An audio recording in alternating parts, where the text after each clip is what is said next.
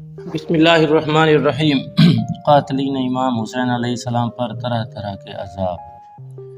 جو لوگ حضرت امام حسین علیہ السلام کے مقابلے میں کربلا گئے اور ان کے قتل میں شریک ہوئے، ان میں سے تقریباً 6000 کوفی تو مختار کے ہاتھوں ہلاک ہوئے اور دوسرے لوگ طرح طرح کے عذاب میں مبتلا ہوئے۔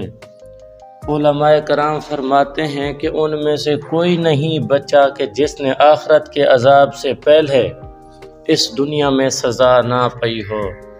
ان میں سے کچھ تو بری طرح قتل کیے گئے، کچھ اندھے اور کوڑھے ہوئے اور کچھ لوگ سخت قسم کی آفتوں میں مبتلا ہو کر ہلاک ہوئے۔